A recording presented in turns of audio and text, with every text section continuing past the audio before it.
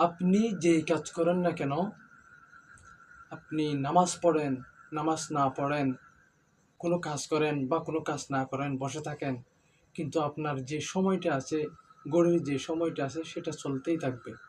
সেটা বন্ধ হওয়ার কোনো সিস্টেম নেই। সেটা আল্লাহ তাআলা নির্ধারিত করে রেখেছে। সময় কিন্তু চলে যাচ্ছে। সময় আপনি আল্লাহর ইবাদত করলেও চলে যাবে, না করলেও চলে যাবে। আপনি গুনাহ করলেও চলে যাবে, না করলেও চলে যাবে। অনেকেই বলে, ও নামাজ পড়তেছে, আমি নামাজ পড়তেছি না, ওর দিনে যাচ্ছে, আমার দিনে যাচ্ছে, প্রবলেম কই?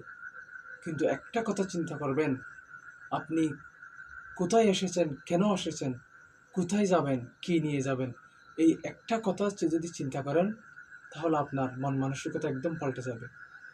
আপনি যেখানে যাবেন ওখানে কি নিয়ে গেলে আপনি শান্তি পাবেন, কি নিয়ে কি নিয়ে গেলে আপনি কষ্ট পাবেন, এটা যদি আপনি চিন্তা করেন, তাহলে আপনার মনটা একদম পরিষ্কার হয়ে যাবে।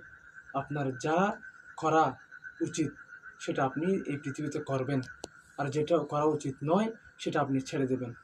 সুতরাং একটু চিন্তা করেন, সবাই একটু চিন্তা করে দেখেন। আল্লাহ তাআলা আমাদের সবাইকে তৌফিক দান করুন। আমিন।